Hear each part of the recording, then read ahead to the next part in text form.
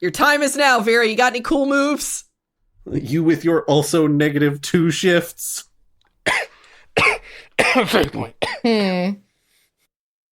That's very subtle hinting, Scott. That might have been too subtle hinting. I had a cough. I didn't even hear it, so that's fine. Uh-huh. That's what I mean by it's too subtle of hinting. Scott coughed fate point into the microphone. Scott coffin. Whoa. No. Freddy the Fazbear? The bite of 87? Pizza? Vera's gonna do an attack. You just hear Markiplier. Was that the bite of 87?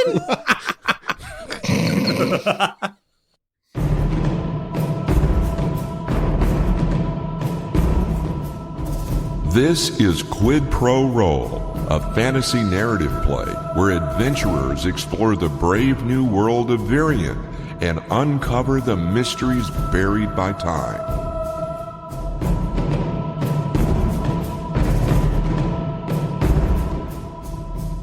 After a subterranean escape through a secret hatch to escape the Wohag, you just barely managed to get away from it and into a mysterious cavern that led you to an underground stone temple for something. Something that resembled what you saw after the destruction of Marcia. And then, in an effort to better understand, Asuka went, I'm gonna meditate on this, and then got horrified by eldritch understandings beyond his comprehension. And then, when Asuka came to get a hug to feel better, Dralsna decided to end with a horrifying revelation. Based off of the reliefs, it is not unlikely that there are more of the thing that you saw in Marcia, and that there are several places that they could be. We come to now in the same subterranean temple, lit by a single glowing ember rock and a single tinderbox flashlight dealio. And figuring out how to get out of here that does not take you back to the village of Murcona and the Wohag that you know is now hunting you. After taking a second to recover, glomped up against Dralsna for comfort and receiving lovely head pats from him. With a sword in his hand. With a sword still in his hand. He's just softly clubbing Asuka in the head with the hilt of his sword. Yeah. It's his hand, but it is like a closed fist. So instead of being like proper head pats, it's more like head bonks. Gentle head bonks. Gentle bonks. Asuka will recover and stand up straight again. Yeah, yes, no. 7 beasts. 7 nations. An army that could not hold me back. We should go look in the other rooms. As you walk through the first room, you find that it must have been a study of some sort. You see a cold fireplace that must have been carved up through whatever rock this is to allow the smoke to escape.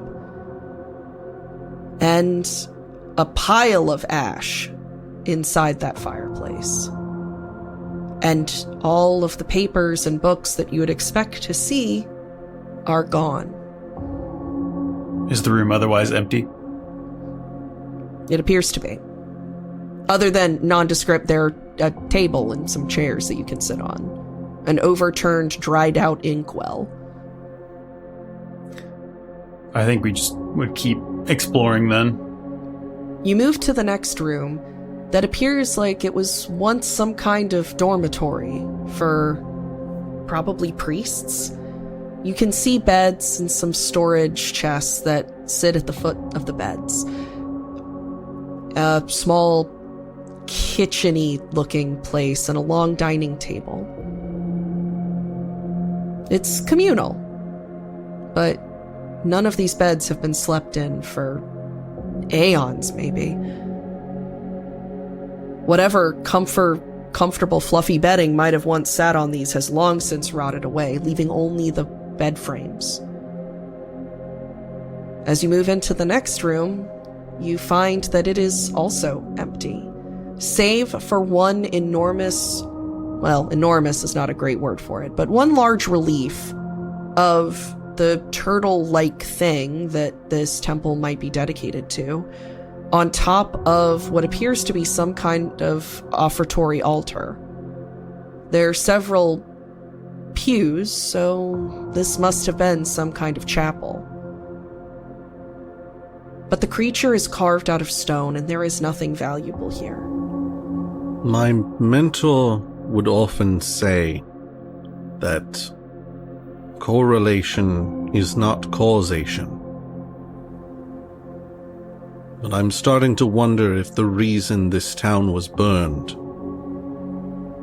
has a lot to do with the secret temple to ancient creatures capable of massive destruction.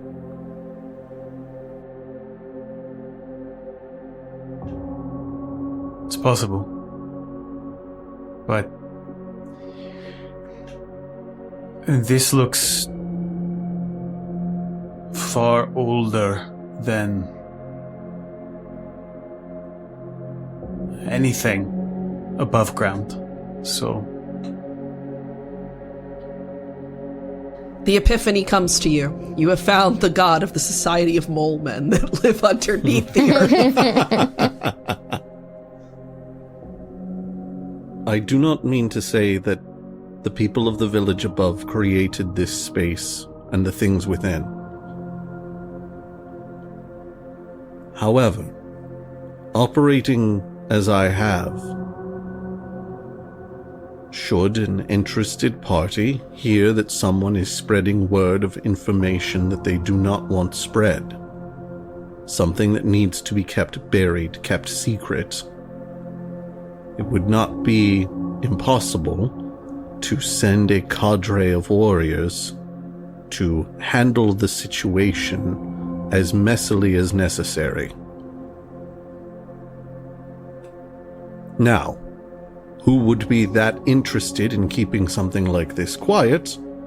I couldn't say for certain, not least of which, if that group understood that this creature is capable of the destruction we've already seen, then they had good reason to want it kept down.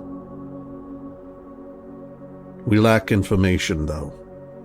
Right now, everything is speculation at best. we should go. I agree. An exhaustion overtakes your bodies as you trudge back the way that you came. On the fork, instead of returning to the house that is absolutely still going to have the Wohag in it, you take the other path, which leads on an upward incline. After a bit of walking, eventually you reach an alarmingly steep staircase. But as you climb, you find a panel. A stone panel that is easily slid to the side, and you step out into the cold night air on one of the mountains that lay before Murcona, one of the mountains you crossed to get here.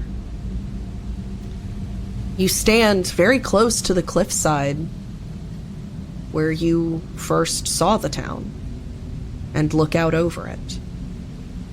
Fog is still there, but whatever is there can't get to you where you are. Whether or not you're haunted by the things you've seen is a different matter.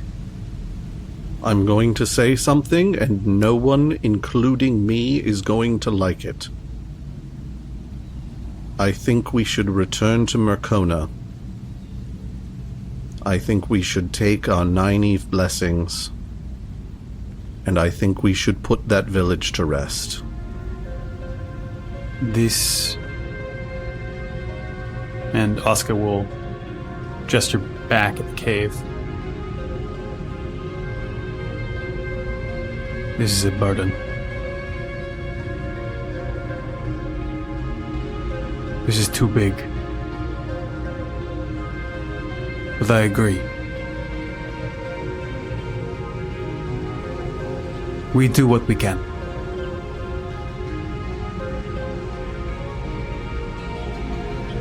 Vera? I don't know. I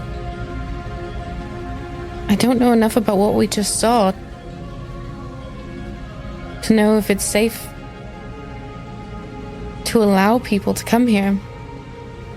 Drolsna looks off into the distance and just, with another deep breath, lets out an almost exasperated sigh. You're not wrong, but I feel dreadful because based on what we've seen and where we've been, I can only imagine that the Woe Hag is something or someone that was related to the very person who sent us here in the first place. Leaving them as a tortured guard dog seems improper. You all have a decision before you. You could re-enter the town of Murcona and fight the Woe Hag, unsure if you will win, unsure if it will be truly put to rest upon being defeated, and unsure of if that is truly what should be done. But it also feels wrong simply to walk away. No matter what choice you make, I imagine you'll probably feel the weight of it.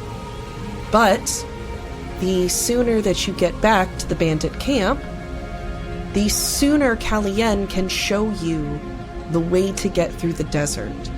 And then maybe all of this could become a distant memory, only waking you up in the middle of the night every once in a while. Before I came to my home, I was in a monastery to Isamor in Andekar. They taught me that all things trend towards balance, but often overshoots.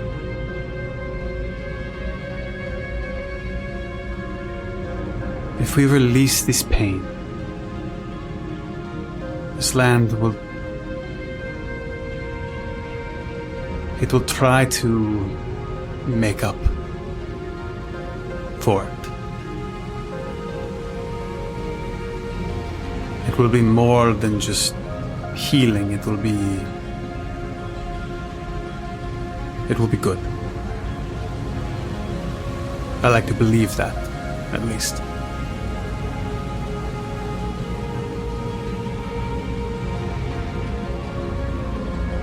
And real people, real living people, can come back and they can guard this place. Or choose to destroy it. But it is a choice that they can make in their own homeland, in their own homes.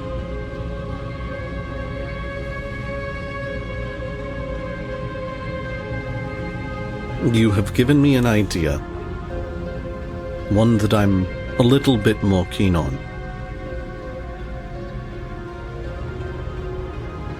We take down the Woe Hag, we return to Callien, and we tell her what we found. And then we tell her that whether it is kept secret or the word is spread wide, seems to be her family's responsibility more than anyone else's in that village. And thereby we leave it in her charge.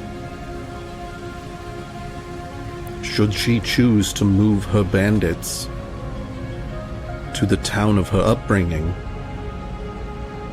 and hold secret that place that clearly her family had been doing before. At that point, we'll be out of our hands. So Dralsna's plan is to pass the buck. Dralsna's plan is, what if we took the responsibility and put it over there? What if it wasn't our decision? What if it was some random bandit leader that we found in the desert? I don't disagree, but what is beneath that house, beneath this mountain, is undeniably Kallian's responsibility.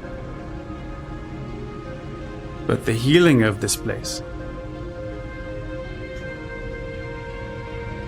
there are people that we know, that we have helped, who also need healing.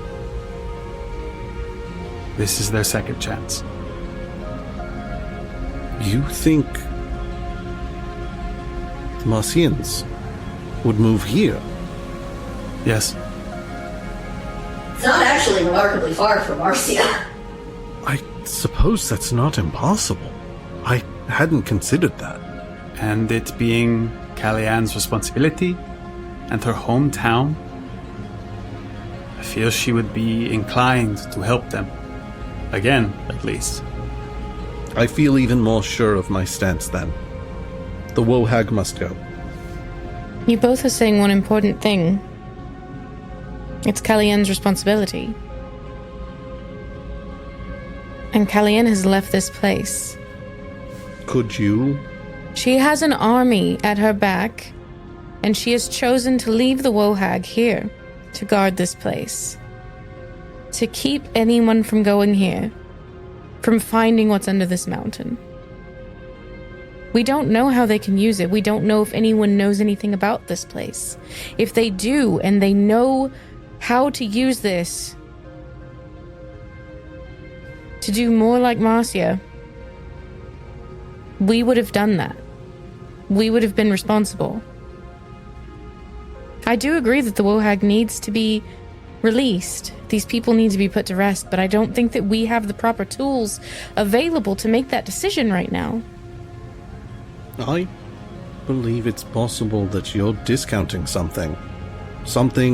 A thought that unfortunately I have had many times doing the work that I do.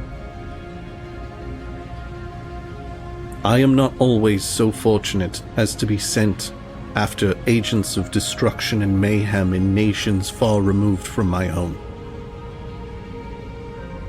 I have on occasion been required to deal with what were described as insurgents inside Ilvarian borders.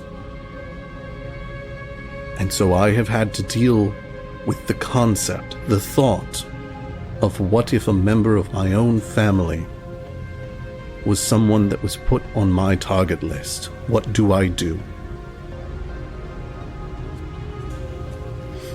I am firmly of the opinion that whatever the Wohag once was, Kallian has not returned and has not attempted to face it, simultaneously because of her lack of magical ability as she claims, and because she too cannot fathom facing down a member of her own family and removing their last remnants from this plane of existence. But as someone who firmly believes in the tenets of Isamor, that spirit should be put to rest. That spirit should have been put to rest a long time ago. We're here now. Nynaeve has given us her blessing. Oscar will hold out his hand. Vera straightens her back, nods her head, and says, "All right, lead on." Together. Together. Drosna's going to lead the party back to the gnarled tree Okay, so you just are like speed running, going down, getting into the town. you zip it around. You can hear the sonic like first area music in the back of your mind, the Green Hill Zone, as you guys are just booking it through this Silent Hill era because now you're on New Game Plus, and so nothing scares you. Well, not quite like that, but that was the one place where we saw an object that was in some way related to the Woe Hag that we didn't do anything with, but also isn't inside that gosh dang house that none of us is setting foot in ever again. You just made a phasmophobia level. Alright, so we've got EM and we've got cold spots. We need either orbs or we need the writing in the book. And then we'll know for sure what it is. I'm very bad at phasmophobia. So you head to the gnarled tree. Again, absolutely gotta go fast, speed running through the first, couple areas of Silent Hill. And come back to the tree with the small glittering trinket caught in the roots. Before Drolsna goes to the glittering trinket in the roots, he turns to the other two and says, "Do we know who the Woe Hag is? That would be helpful here." The hand... I think Vera's the only one that saw the vision inside the house, though. No, Vera and Asuka both saw visions. Drolsna's the only one that didn't because he didn't directly touch it. Mm-hmm. Something does not add up. The visions that we saw, we always saw the father. And I thought the Woe Hag was him. There's so much emotion piled up in that. But every time we've seen a vision, it's felt like a soft hand. Like a gentle feminine caress pulling us down. I never saw her mother in those visions. Could we have seen from her point of view? The only vision I saw was of a small girl with a basket of flowers in a bustling market square, and the entire town quieting down, similar to how a forest might become quiet as some massive predatory creature comes charging through, as they all started to hear the thundering of hooves in the distance. You could be right, though. But my understanding is Woe Hags are more than one spirit anyway. It's likely that it's not just the mother. It may very well be the father. And it may very well be elderly relatives as well. If this was a curse, I could understand it better, but I don't know anything about this stuff. As you all are talking, you can hear a familiar, heartbreaking wail cut through the mist, and you can feel a shift in the still air.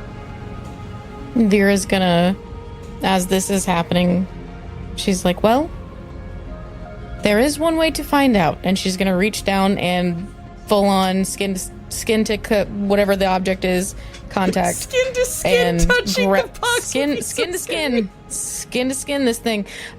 She's gonna touch this object. As you make contact with the object, you are treated to another scene of life in this village. You can see that there was a festival at one point, and it ended significantly less disastrously than the one at Marcia did. There are people dancing and singing, and again, you see the same girl in the pink dress with flowers in her hair, but the focus is not on her in this one. You see an older woman give a small golden music box to a young child. You are treated to a vision shortly after of the little girl hiding the music box under the roots of the tree. It is then that you are ripped back into your form. And again, closer, the shriek that is let out is not the despondent wail you are used to. It is a hunting cry.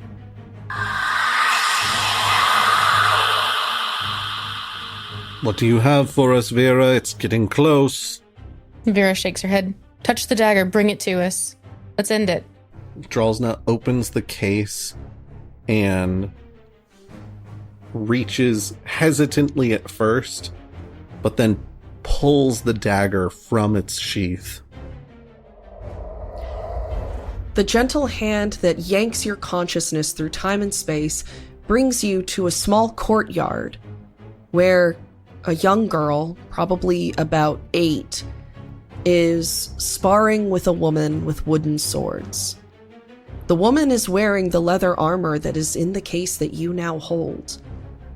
And the little girl is knocked over and begins to cry. The older woman kneels down and holds her, softly petting her head and shushing her. You can see the dagger sits at the woman's hip before you are ripped back. Drolsna takes one step towards Asuka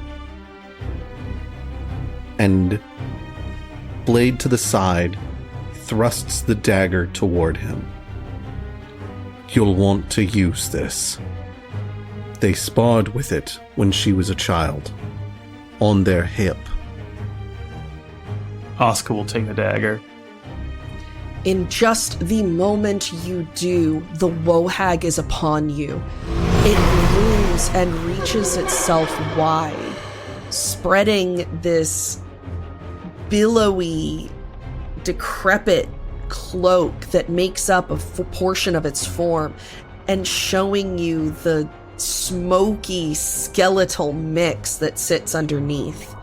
Its mouth is open in an unnaturally wide scream, and its claws, its hands reach out, sharp and smoky, made out of the same black essence that carries the rest of it. It lets out a wail, having finally found you. And now is the time to roll for initiative.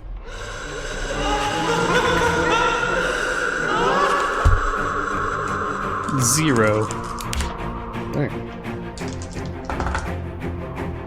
Okay.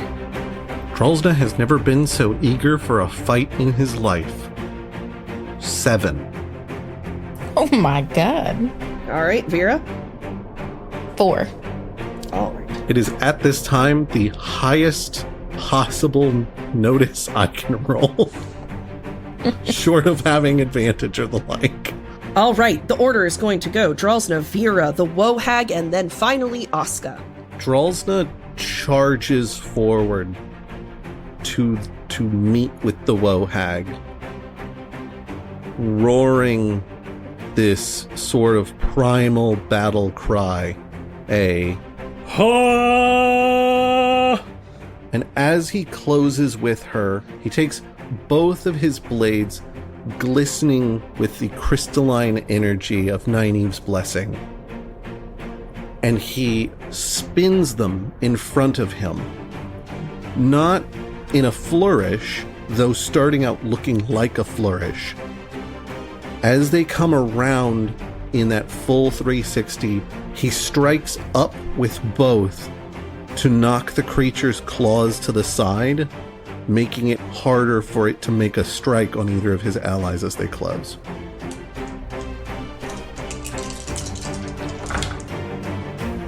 That's a 6 for fight. All right. Way to go, buddy. All right, Vera. Vera is going to position herself in front of Asuka, and she's going to look over her shoulder at him and be like, stay low, stay down. If you don't have anything to fight with, that's okay. Get everything and get out if you can. And she's going to run forward, and the opening that Drolsna has made, she's going to slice with her sword as well. And that's going to be a +4. Oh, look at you guys. Did you take the +2 on that for the opening? Nope, sure didn't. So it's a +6? So it's actually a 6. Sure is. Jeez, all right. With the glistening crystalline light, you're going to cut through what appeared to be a portion of the thing's cloak, but you realize the whole thing is its body, as part of it tears away and dissipates like embers that have hit the wind and just dissipated into nothingness.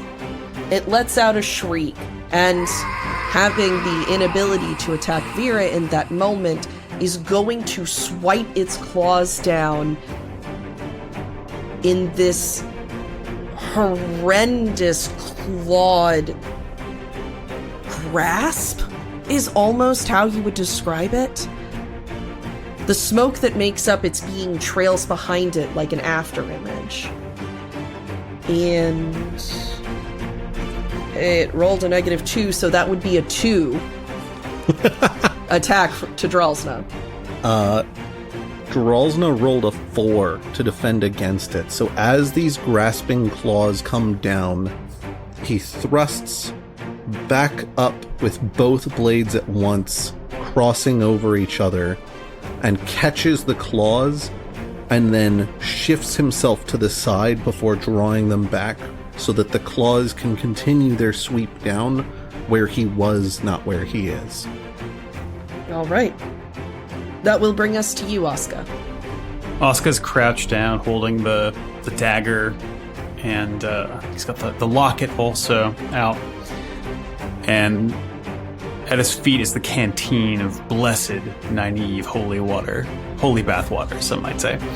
But holding on to that one for a while. Goddess girl bathwater. Yes. And you can see the gears grinding in his head. We hear the voice of Dralsna. They sparred with it when she was a child, on their hip. And we kind of go back through the investigation, through the visions and such, finding the locket in the bushel of flowers, finding the discarded wedding ring just left on the table as if no one wanted to forsake the memory by wearing it. And then two final thoughts cross Asuka's mind. Vera's statement. Get everything and get out, if you can. And a line from Dralsna. Spirits do not play fair with time. And Asuka will say under his breath, and we shouldn't either. And he'll pick up the canteen of holy bathwater, douse his whole front side, unlock the back of the locket, jump on the back of the woe hag, and try to latchet that locket around her neck. Screaming, "Get the items on her!" Okay. What would you like me to roll, Alex? Shenanigans? Random bullshit go. Yeah, this is very random bullshit go. It's her stuff. I'm just giving it back. Is it? You don't know that. Yes, I do. It's her stuff. It's gotta be her stuff. You don't know that. I'm gonna try it. You're going to wet willy body slam the woe hag with your body and then try...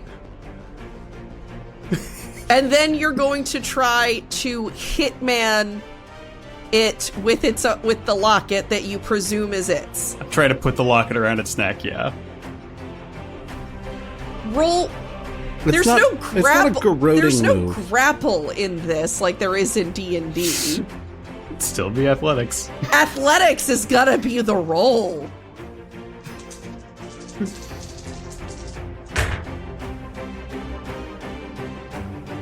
It's +4. So, the problem that you run into is while you bodily slam the woe hag, you're able to make contact in the parts that are drenched with the water of Nynaeve. Your arms and the locket therein pass through the spectral form, having it dissipate and reappear like smoke. So you're you slammed bodily into it, and then now you've kind of got like a crossed arm situation holding the locket. And there is a moment where the thing turns to you, and you realize whatever this thing is, there is no sentimentality to it. There is no humanity to it.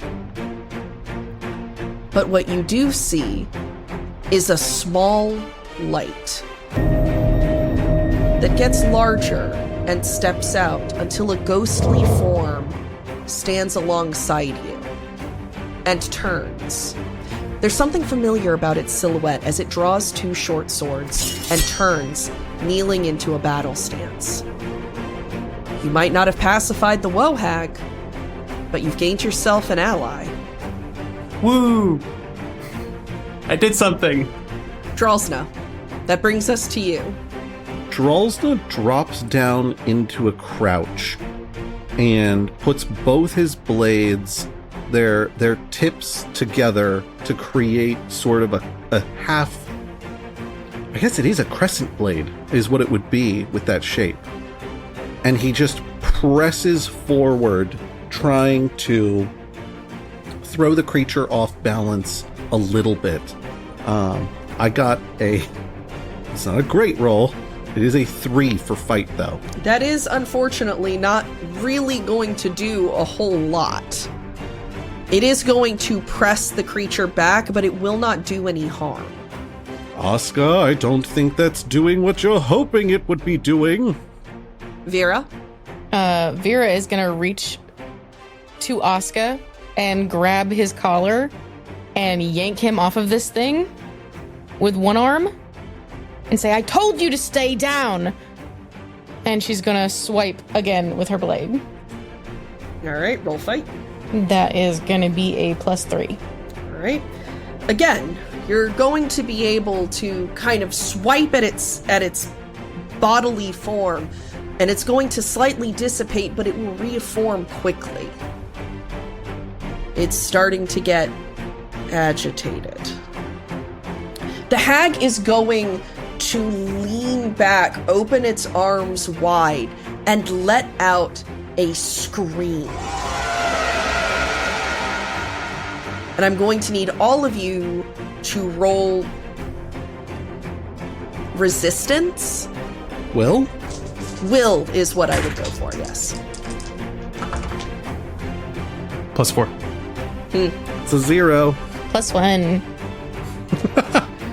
Vera, Dralsna, the two of you on your next attack roll are going to have to shift 2 downward.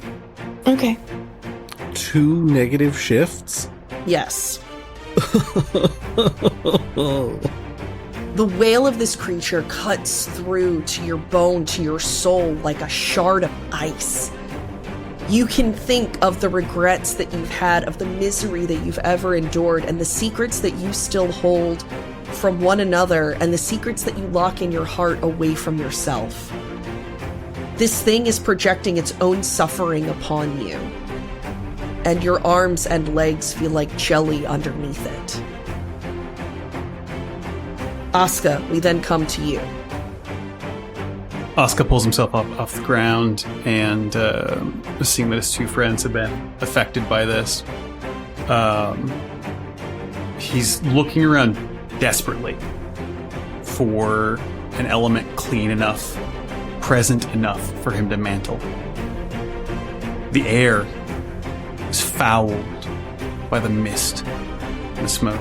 The earth is fouled by rot and decay. But amidst all of that, he feels that warmth out of time. And an insane thought, another insane thought, crosses his mind.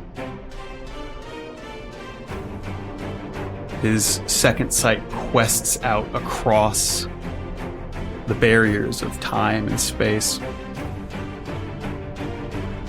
And if it's okay with you, Alex, I would like to mantle fire. The best thing about fire is that the smallest spark of it can be blazed greater and brighter. And you do actually have a nearby source of pure fire. You traveled through the dark of the cavern and then stepped outside during the night. You still have Vera's tinderbox. Oscar incants. First and last light of creation. In it is the spark of madness that births and destroys nations. Fire! Riot with me! Flames burst to life up Oscar's right arm, flow into a long, languid collar. A massive cloak billows off his back and licks at the ground. Unlike the storm one, this one wraps fully around him, hanging off his shoulders in royal majesty. And a madness fills his eyes as he unleashes a torrent of flame onto the Wohag. I'm sorry, this is very cool and majestic. Are you telling me that his flame mantle is a pimp coat? It is now! It is now! I was going more with like a ranger coat, but I will take that. I will take a pimp coat for the boy. I was thinking Dracula cloak. Yeah, I Just imagine Guy Fieri wearing it. I'm just seeing like the moth guy from Hazbin Hotel, but it's made out of fire. Hell yeah. It's +6. And listeners, before you say anything, I know his name is Valentino. +6, you are going to be able to just barely tilt away so that you don't burn your compatriots, but you unleash literal hell upon this thing. It's going to wail not out of misery and sorrow, but out of pain as its entire cloaky, smoky body begins to flicker with the burning ember left behind by this lava scorch that you are doing. It's going to bring us to your spectral friend, the new one that you hugged out of the Wohag. With her dual swords drawn, she is going to leap up, almost unnaturally high, tucking her arms in to do a gymnastic twist.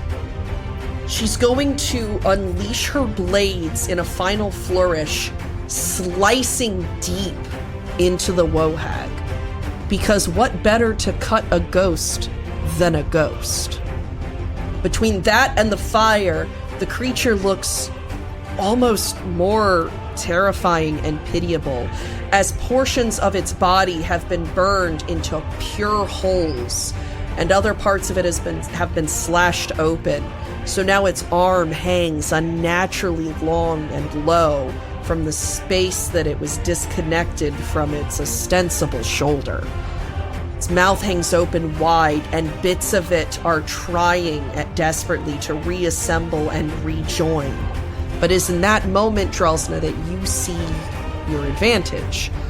Or what would be your advantage if you didn't have 2 negative shifts. I'm so sorry about that. Wohag's a big monster, man. I'm willing to accept that the opening created by the ghostly combatant is putting me to 1 negative shift. I mean, I'd be okay with that, you know.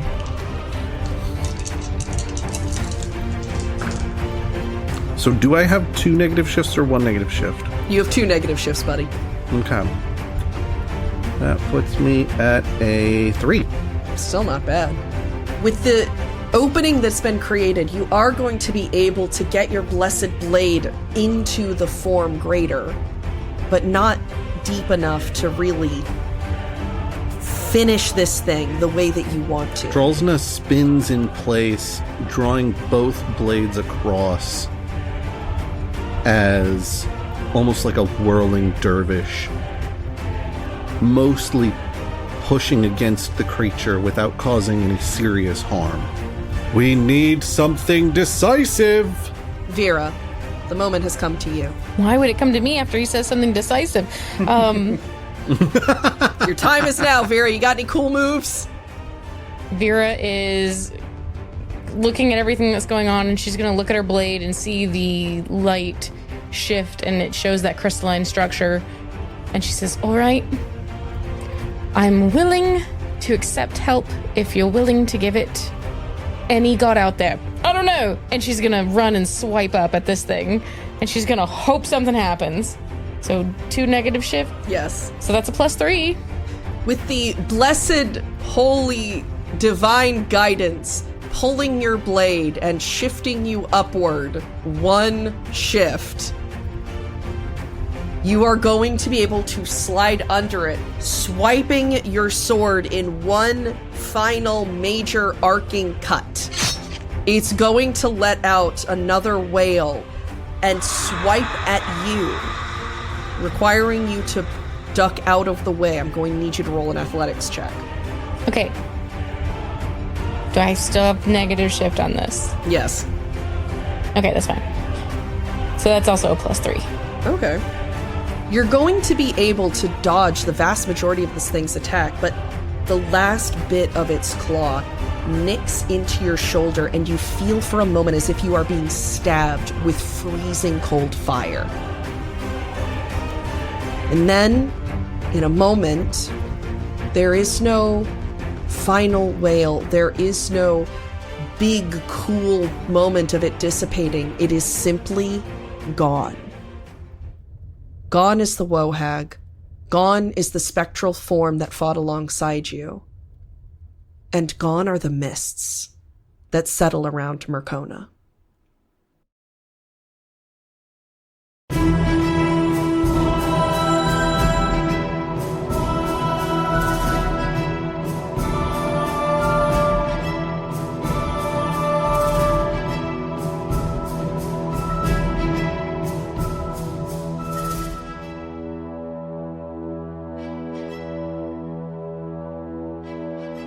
Quid Pro Roll is an independent narrative play podcast supported by Richmond Comix and listeners like you. Our audio editing and sound design is provided by Scott Moore. Our soundtrack design is by Scott Moore alongside Gabriel Perez. Our GM and world builder is Alex Smith. Oscar is played by Luke Davis. Vera by Jenna Garrett. And Drosna is played by Joshua Maltby. Links to the cast and crew's socials, as well as our Patreon page, can be found in our show notes. Now, please pass me that stack of books over there and get out of the library. Thank you. Drosna, that brings us to you. How are we not ending there? Oh my god. Is that where we're ending? Mid-fight? That line was so good. Okay, we can end there. I mean that line is incredible, but it also ending mid-fight is always really challenging. Yeah. Oh, but it gave me a chill. Okay. I'm with you. I'm right there with you. It's good. The thing is, it's good to end his turn on, but I don't think we end the episode on that. Okay. Because especially after the random we go somehow. So I want to be very clear. The initial instinct was for it to do very little. It was going to just kind of body slam it because of the Nynaeve water, but I am allowing, because of the narrative zhuzh and the very good roll, I'm having it do literally anything. Future me cut all this out. Thank you, Future Scott. Hell yeah.